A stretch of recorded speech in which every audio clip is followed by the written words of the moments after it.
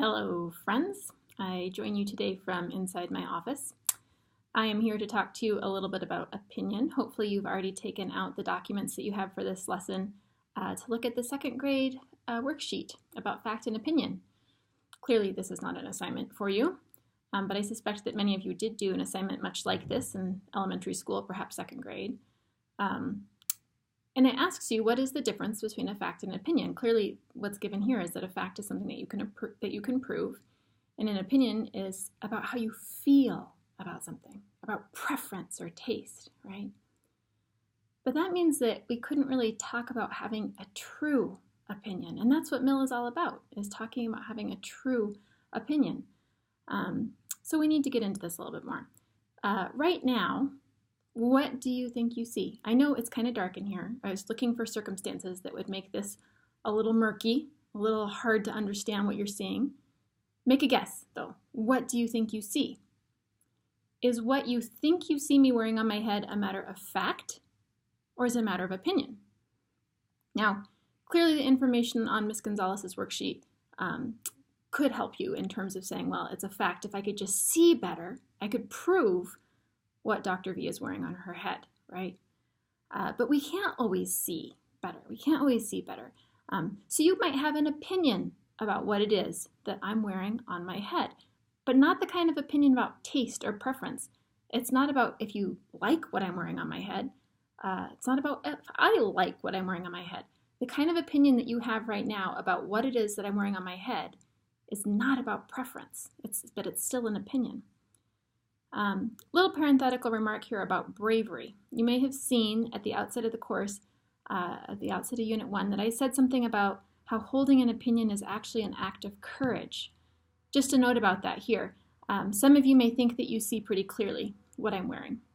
And so you might not even say, I think I see that Dr. V is wearing this thing, but rather, she is. I see that Dr. V is wearing blah, blah, blah.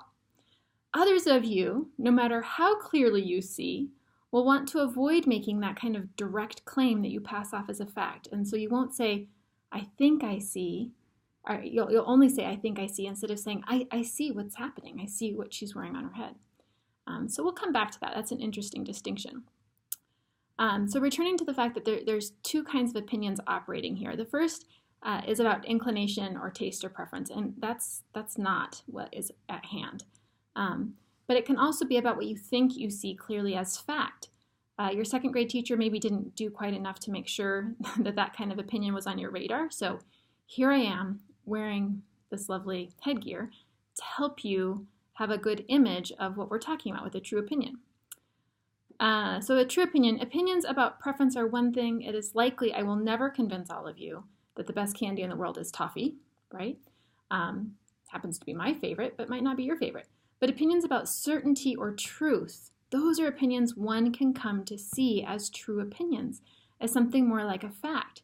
These are the sort of opinions that can be more or less true. So things that take argumentation and persuasion and education, perhaps. In this example of what I'm wearing on my head, it would be a matter of somebody arguing, trying to make a case for what they see, or you improving the circumstances in which you're seeing this thing on my head, having me turn on the light, coming to knock on my door, and I sure hope nobody does knock on my door right now because they're going to think something is wrong in here. Coming to knock on my door to get a better view, right, to improve your perspective. So the real dividing line here between opinions and possibly true opinions is that of argument. Opinions of preference you can't really argue for, right? But opinions that can be true opinions, the possible true opinions, are the ones that argument or education, they make a difference there, right? So argument is so important in this conversation that it really could have been its own key term in this week's text map. But it's sort of hiding in the text map. It's in actively holding an opinion, and we'll talk more about that in the next lesson. This thing is itchy. A true opinion can only be a true opinion if it is being supported by a living, breathing argument, okay? And here's the hard truth, is that some opinions are more true than others, and they're being more supported by better arguments. Some people argue more convincingly than others, for example. So for example, if I were to wear this thing in a large lecture class, or in the past I've had somebody wear it in the very back of the room and put somebody at the front of the room not wearing their glasses, some people's experience seats them closer to the truth. In particular instances, they can see more clearly. Some people's education causes them to see more clearly what's what. So if I give you just a little bit of a different view, right, you start to see that what I'm wearing on my head is a mask of some sort.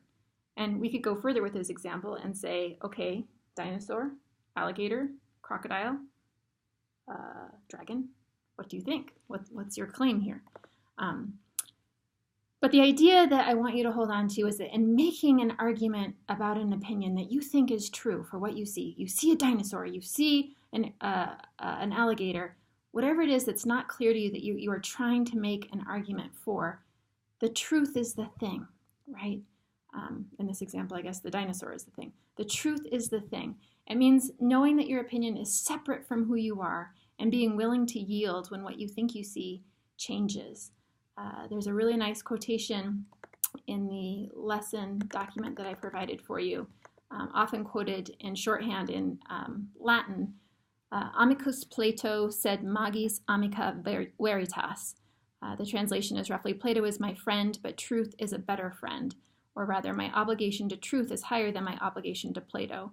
And this is just a summary of the longer passage, also quoted here, of Aristotle, who was Plato's student, and kind of had some issues with Plato's argument, and so took up Plato's argument by saying, you know, he's still my friend, but we do disagree about some really significant things.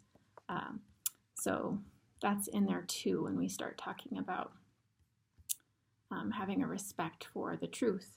So by now you should know how important I think questioning is. Don't try to read without a question in your head, right? But let's try and connect questioning with true opinion before we move forward. This class is going to show you that not just a person wearing a dinosaur mask, but an image of what I believe to be a person of character. As you squint to make out what I am trying to get you to see right now, you need to hold on to a line of questioning that will draw you nearer to what I'm trying to get you to see in the class, right? Like, we're trying to identify what it means to be a person of character. I expect you to have an opinion about that, but I expect you to be brave enough to let that opinion yield if a better opinion makes its case, right? If there's an argument that you find convincing.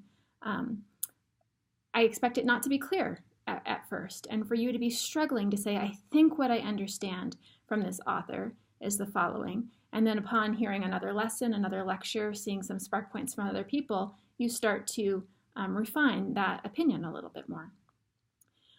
So with today's assignment, which we'll get to in just a minute, you're going to begin reading for Unit 2. As you have already seen on our Moodle website, this second unit begins our first step towards truly developing the central line of questioning in this course.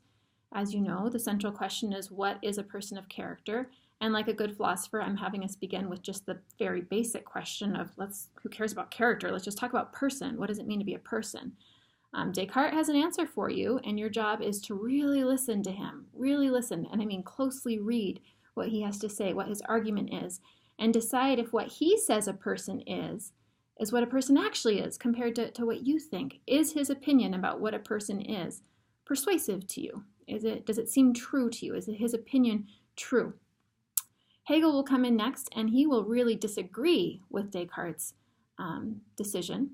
So whom are you going to believe? Which philosopher will you find to be more persuasive? What will you say makes a person a person? So before we can get to detailing the assignment due before the next lesson, I just have a few more things to say about the last two key terms we set out to cover in this lesson: respect for truth and education. And that's all. And I finally get to take off this really hot mask. Ouch. All right, good luck.